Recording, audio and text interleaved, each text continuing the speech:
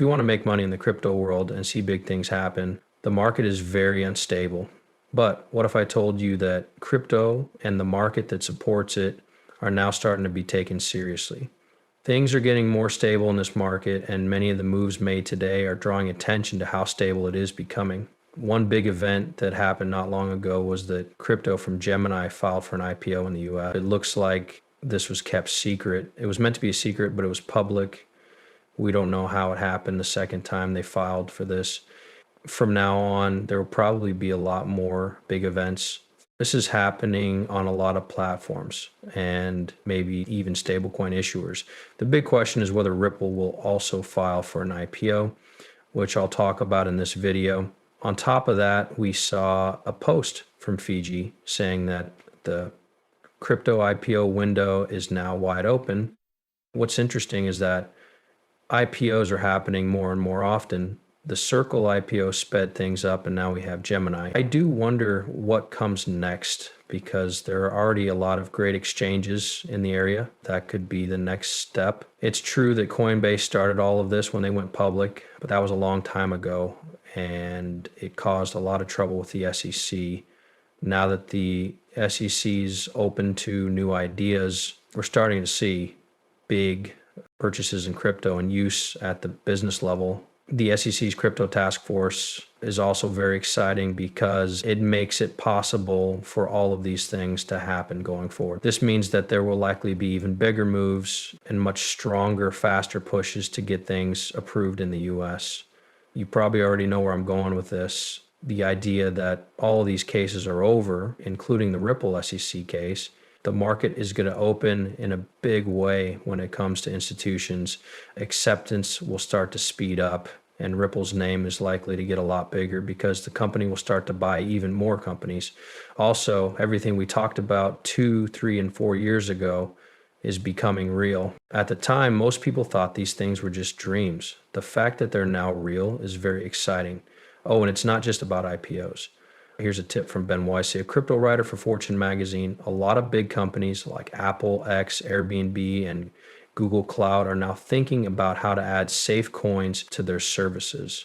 I think that some of these big companies will start using more stable coins, because we already knew that Uber wanted to release their stable coin.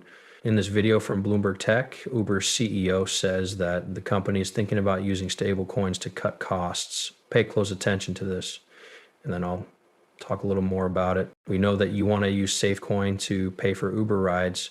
What are you thinking about, and how might that help your business? I believe we're still in the research phase, but I believe stablecoin is one of the most interesting uses of crypto that isn't just a way to store value. You can have your own opinions about Bitcoin, but it's real, and people have different ideas about where it's going. I believe stablecoin has a lot of potential, especially for companies that move money around the world to make a way for us to basically cut costs.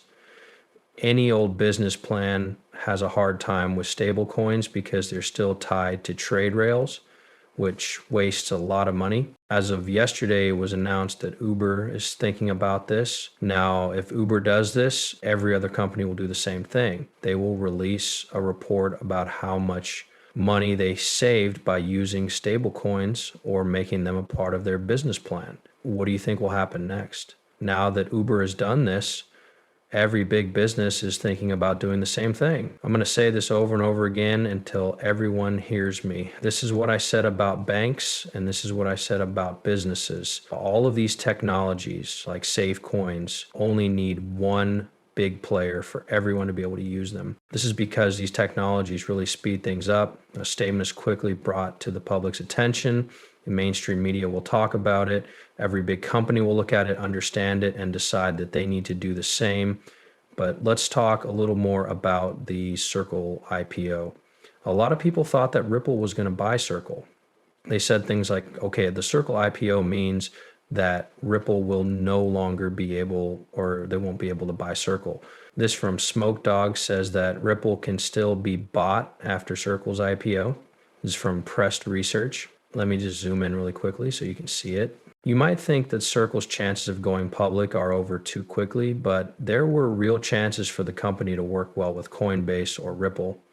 The deals fell through mostly because of price differences, but finding prices on the open market could help close this gap and get talks going again. It might even bring in new bids from standard finance, since it was recently reported that big banks are looking into issuing their own stablecoin.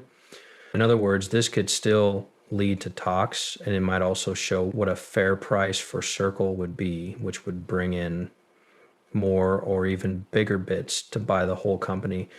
Plus, Ripple or Coinbase should buy Circle. It would be too good to pass up. Circle's IPO seems to have 25 times more applications than it needs, which puts the value of the company at about $7 billion, 0 cents.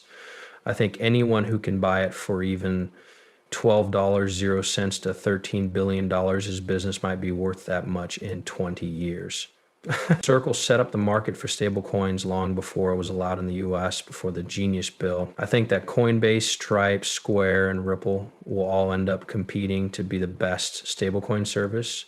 This is good for businesses and customers, but it's likely to be bad for people, for gaps at the end. This market is likely to go to the company that builds the most efficient infrastructure and sells it for the least amount of money plus a small markup. Now that we think about it, it's clear that when it comes to stablecoins, everyone is looking at Circle or even Tether. If you use RUSD, no one really cares about Ripple.